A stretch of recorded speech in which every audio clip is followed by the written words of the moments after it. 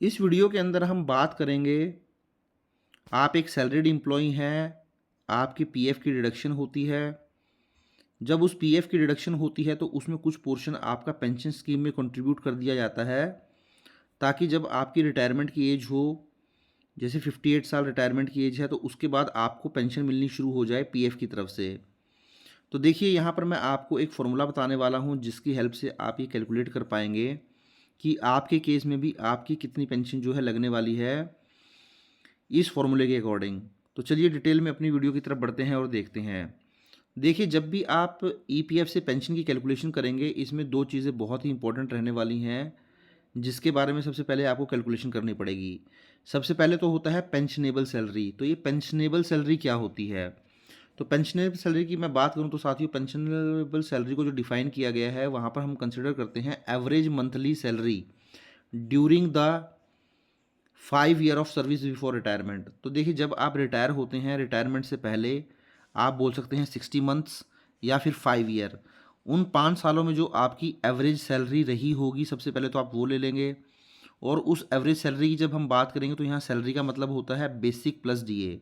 तो जैसे आपकी सैलरी सपोज करें 1 लाख रुपए है, तो 1 लाख रुपए में सपोज करें आपका 50,000 बेसिक है, उसमें 25,000 आपका एचआरए है, बाकी आपका कुछ कन्वेंस अलाउंस है, कुछ स्पेशल अलाउंस है।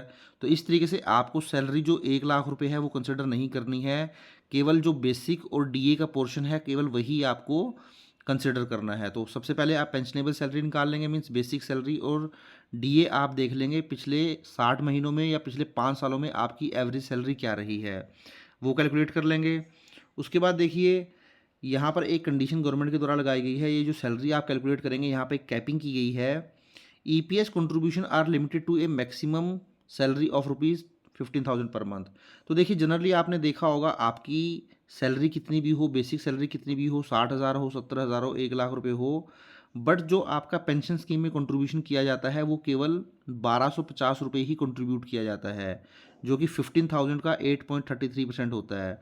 तो जनरली जब आप अपनी पासबुक देखेंगे तो वहाँ पे भी आपको दिखाई दे जाएगा कि पेंशन स्कीम में आपका हर मंथ 1,250 रुपये के हिसाब से ही कंट्रीब्यूशन होता है। तो नॉर्मली जो ईपीएस की कंट्रीब्यूशन के लिए कैपिंग की गई है गवर्नमेंट के द्वारा, वो 15,000 की कैपिंग रखी गई है। इवन आपकी सैलरी 15,000 से ज़्यादा भी हो, बेसिक प्लस डीए मिला के, बट स्टिल जो कंट्रीब्यूशन किया जाता है वो मिनिमम 15,000 को मानते हुए ही किया जाता है।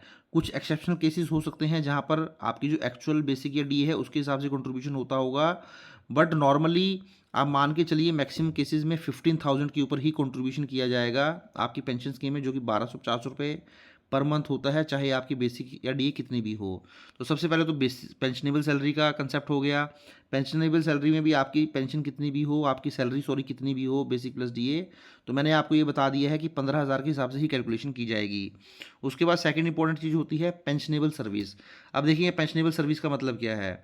तो देखिए, नॉर्मली जब ईपीएस कंट्रीब्यूशन के लिए आपकी पेंशन की कैलकुलेशन की जाती है, तो वहाँ पर मिनिमम 10 साल की सर्विस तो आपकी होनी ही चाहिए, तब जाके आप पेंशन के लिए एलिजिबल करेंगे। अगर आपकी 10 साल की सर्विस नहीं है, कंटिन्यू सर्विस नहीं है, तो उस केस में फिर आप पेंशन के लिए एलिजिबल नहीं होते हैं। तो सबसे पहले तो ये मान लीजिए कि आपकी 10 साल की मिनिमम कंटिन्यू सर्विस होनी चाहिए अगर आप चाहते हैं आपको पेंशन मिले। दूसरा, यहाँ पे जब सर्विस के लिए ये जो पीरियड काउंट किया जाता है, इसमें जो भी नियरेस्ट होता है उसको राउंड ऑफ कर दिया जाता है। सपोज अगर आपकी सर्विस 24 साल 8 महीने है, तो इसको 25 साल मान लिया जाएगा।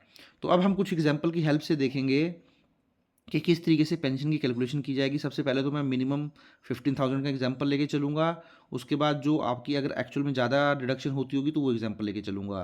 तो फॉर्मूला आपके सामने है। फॉर्मूला जो इसका होता है मंथली पेंशन का, वो होता है पेंशनेबल सैलरी, जो हमने ऊपर कैलकुलेट की थी, जिसमें मैक्सिमम केसेस में आपकी जो पेंशनेबल सैलरी होगी वो मिनिमम अमाउंट जो 15,000 कंसिडर कर लिया जाएगा, मल्टीप्लाई बाय पेंशनेबल सर्विस, कितनी आपकी सर्विस हो चुकी है, उसको डिवाइड कर दिया जाएगा 70 से।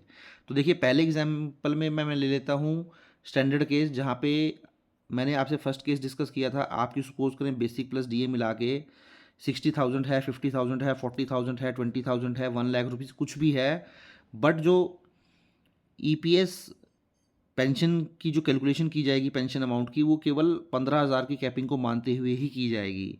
तो अगर मैं ये 15,000 की कैपिंग ले लेता हूँ तो आपकी पेंशनेबल सैलरी में मान लेता हूँ 15,000 रुपीज़ है। आपकी पेंशनेबल सर्विस जो है वो 25 ईयर्स है, तो अब मंथली पेंशन जो कैलकुलेट की जाएगी 15,000 आपकी पेंशनेबल सैलरी हो गई, मल्टीप्लाई आपका कर दिया 25 ईयर से और उसको डिवाइड कर दिया 70 रुपीज़ से। इस तरीके से आपकी जो मंथली पेंशन बनेगी वो बनेगी 5,357 रुपीज़। अब दूसरा मैं मान के चलता हूँ एक और केस, जहाँ मैंने बोला था कि मिनिमम जो कैपिंग है 15,000 की, उसका कंसेप्ट नहीं रहेगा। यहाँ पर जो आपकी एक्चुअल बेसिक प्लस डीए थी उसके हिसाब से ही कैलकुलेशन कर ली जाएगी, जो कि बहुत रेयर केसेस में ही होता है। तो हायर पेंशन हम कैलकुलेट कर लेते हैं। तो यहाँ मैं मान के चलता हूँ आपकी पेंशनेबल सैलरी जो थी, मीन्स आपकी बेसिक सैलरी प्लस डीए मिला के 40,000 रुपीज़ थी, एवरेज 5 साल की। पेंशनेबल सर्विस यहाँ भी 25 साल की थी, तो यहाँ पर मंथली पेंशन जो आपकी बनेगी 40,000 आपकी pensionable salary, multiply by pensionable service 25 years divided by 70। तो यहाँ पे आपकी जो पेंशन बनेगी मंथली 58 ईयर के बाद वो बनेगी 14,285 रुपीज़। तो इस तरीके से देखिए आप अपनी पेंशन की कैलकुलेशन कर सकते हैं। देखिए यहाँ मैंने एक नोट भी दिया है, ये जो 40,000 के हिसाब से हमने पेंशन कैलकुलेट की है जो कि 14,285 आई है, ये पॉसिबल होता है केवल वहीं पर जहाँ पर employee and employer contributed based on actual salary and opted for higher pension within the deadline set by EPFO. तो मैंने जो आपको बता ही दिया था कि जनरली तो आपका 15,000 मिनिमम कंसिडर करते हुए 1250 का कंट्रीब्यूशन ही किया जाता है पेंशन में, बट जहाँ पर एम्प्लॉयर और एम्प्लॉई कंट्रीब्यूट करेंगे एक्चुअल सैलरी के हिसाब से और जो गाइडलाइन बताई गई हैं ईपीएफओ के द्वारा उसके हिसाब से ही हायर सैलरी के ऊपर पेंशन कैलकुलेट की जाएगी। अब कुछ और एडिशनल इन्फॉर्मेशन मैं आपको दे देता हूँ। मिनिमम आपकी 1,000 तो पेंशन रहेगी ही रहेगी, 1,000 से नीचे नहीं जा सकती है, ये गवर्नमेंट का रूल है। उसके बाद पेंशन आपकी 58 साल के बाद ही जो है स्टार्ट होगी और कोई भी पेंशन आपको नहीं दी जाएगी अगर आपकी जो सर्विस है वो 10 साल से कम है, जो कि मैंने आपको स्टार्टिंग में ही बता दिया था।